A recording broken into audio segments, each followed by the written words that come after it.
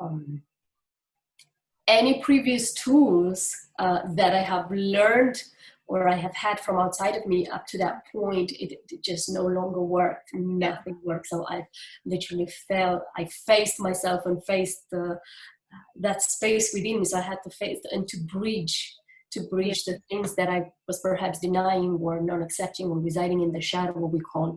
And again, divine feminine and part of the feminine, you know, that is repressed in us, part of that is being suppressed by our own volition, by the way we've been brought up, or by society, or even by the religious absolutely religion. I mean, it's got to be it's got to be told. I mean, I've never seen a priestess or a high priestess in the last few thousand years. In that sense, women didn't held that role, and like the role in society, the way it's been imposed for the last few thousand years, it hasn't been held as sacred or inspiring or empowering or as a healer or as a nurturer, right? So it is interesting that all of that kind of came full circle. And last year has been, I would say that's been the biggest initiation into this and mysteries. And I completely see where you're coming from, because when you had brought it to our attention as a group that this is what you're going through personally, there was no panic, there was no oh my god kind of moments. It was simply and trusting the divine, and accepting it with grace, and then saying, okay, this is what I need to do. I need to disconnect from now everything else to be able to go to where my dad is, and then I need to literally nurture him, care for him, and be there for him in whatever form or manner, and then I remember getting in touch with you and asking you how your dad was, and you just said you were quite open, you were quite raw, nothing was being hidden, and this is what I'm going through, Rupi, and thank you for reaching out and thinking of me. And it's nice that we are able to bring all of that surface, because we have connected at some level to the person who we are, right? Because we are not who we are every single day. We grow, it's so if somebody thinks they know me or you from 5 years ago when we first met, yes, they probably know, but they know a tiny part of us which they met at that time in 5 years ago in the past. Exactly. Both of us have moved on. And if I was to put how your physical description was when I first saw you, and this is not a bad thing, so please don't take it in otherwise. Not at all. This is how Alina was. Alina was, this long, hair was even longer, probably a little bit, completely open, completely wild woman, completely covered, the full neck. We couldn't see any part of the flesh, the neck, fully covered with beads.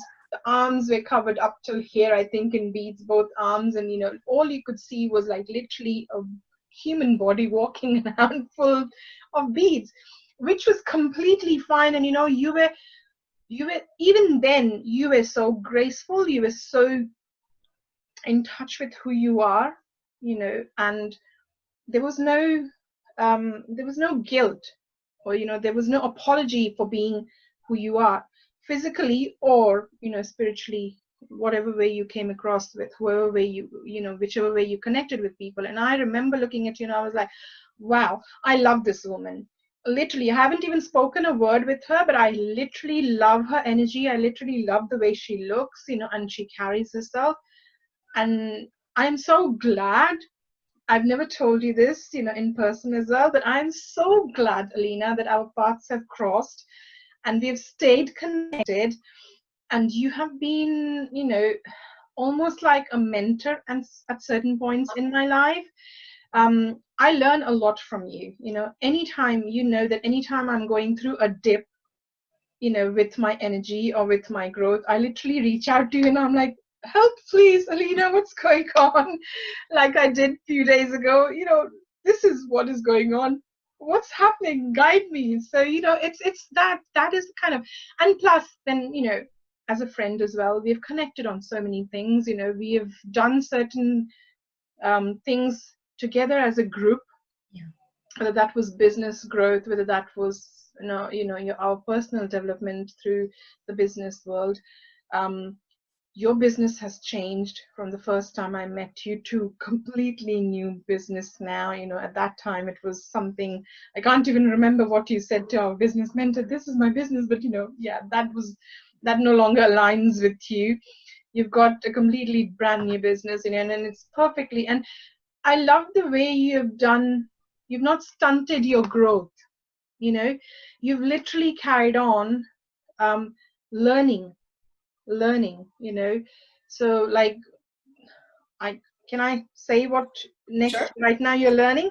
So, like, I know you're a complete, master of Reiki. You have the beautiful, most wonderful, and healing you do through angelic healing, and a couple of other ways. You are a absolute wonderful masseur as well, I've heard, where you literally crack the body open You and gotta put come and the, experience yeah, it. and put the person back in one piece, back again. Plus now you're learning, you're in the journey of learning how to read Akashic records as well, so you're doing that part of the learning as well. So it's beautiful to see that your growth and the quest to learn has never stopped, and that is something which I think one of the things I connect very nicely with you is that, because you know what, I'm kind of a well as well, almost like a sponge. Whatever I need to grasp from somebody, I literally do absorb, and then maybe sometimes I'll never use it, but sometimes I'll just bring it out and think, oh yeah, I remember who I learned this from. So I see that you're almost like a sponge. You just absorb, and then when you have completely filled up, then you start taking the layers off. Okay, this doesn't serve me, this doesn't serve me, this doesn't serve me, this is what I need to keep. Let's keep it inwards. So that Exactly. is something, I think nobody can do that unless they have learned to connect with the inner self, and that doesn't mean just the adult part of it, the child part of it as well. So you haven't let go of your innocence, the childlike innocence, the childlike curiosity, the childlike awe of everything you see. Absolutely, yeah. I mean, there are certain conversations when we have with you, it's like Alina is the one who's there sitting with eyes wide open, mouth literally, give me more, I need to know. So I love that quality about you, and it's so beautiful that you've managed to retain that, because as we grow, whether it's a male or a female, we tend to lose touch with our inner child, and I think it's very important. And right now as well, through studies, through and going back into our cultural books, our history of our elders and wisdom, we have realized that they never lost touch with the inner child, plus their growth. They kept both of them very nicely connected. um, and I love what you said, that what, as women, we are that bond, or we are that vessel between this world and the other world. That's Absolutely. who we are. And what, once we learn to acknowledge that, you never forget that power then. And not in a bad way, but in a very graceful manner, that what, okay, the next generation of the human being to take step on these, in this planet, or walk on the earth, will be through us. So if we don't do that work with ourselves, we then can't pass on the baton to the next generation. So it's very important that we realize that, and we do everything in our will and power to work as human beings and women, to empower the next generation. Now I know that you're not a mom yourself, but you have got niece. I So do, yeah. I do does have does nieces and nephews. yeah, so does staying connected, and having somebody in that age keeps you like almost in that childlike space? Awe and wonder, absolutely. I have a 2-year-old nephew, and I cannot begin to express the state. It is the same state, like we are always seeking, right? This is, Yes.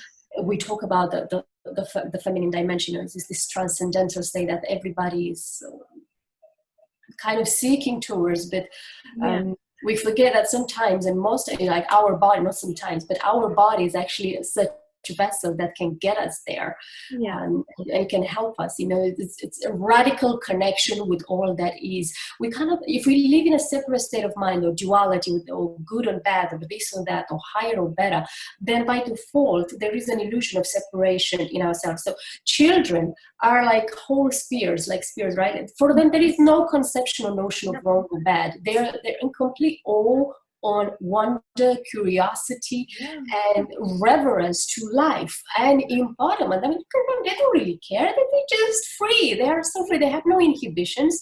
They have no, my body's like this or like that, or I have a little bit of fat here, or where's my pampers, or nothing.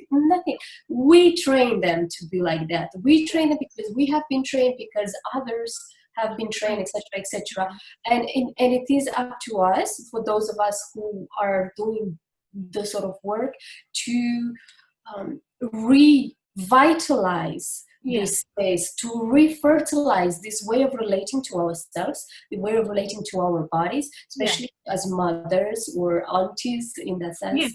Any female, the way we relate, it starts with us, the way we relate to ourselves, then the way we teach the young ones. And young ones can teach us what it means, or can remind us and revitalize the cells in our body to remember what it means to be in a state of awe, what it means to be curious about beetles, and what it means to actually smell a flower and truly feel the fragrance, feel it, not just like, oh, whatever. When you do a beauty ritual as a woman, to reconnect, to be in your space. And I love what you said about your grandmother. She's being in silence and sitting in her space, and I felt like she was in this radical connection to herself, in the eye of the storm, right? There's nothing outside of me that can deter me from my space, from here and now, which is complete presence, which is complete beingness. Now there is no duality, there's no separation, and I love that. And we are residing on the shoulders of our ancestors in that sense. Therefore, like ourselves, have that inherent knowledge in the body, ourselves, and cellular awakening, that says, have that awareness in our body. Children can teach us, if we have lost that connection, how to revitalize that in us, and how to bring it back in us, therefore, to spread it around. And that's how shifts can occur. I mean, of course, we can sit around and protest and vilify this or that, and, be caught up into the duality conversation, and it's okay. It's a process. We all been there. We all probably going to be there, but it's even more healing, or more potent, has even more potency when you're in a state of wholeness, and spread that wholeness, that beauty, that radiance through who you are, through who you're being, through embodiment of that awe, of that wonder, of that childlike curious nature. There's nothing wrong, because if there is something wrong, by default you already create a split into the right and left brain in that sense. So children, they magicians. Yes, and and they are. I've recently become a grandmother,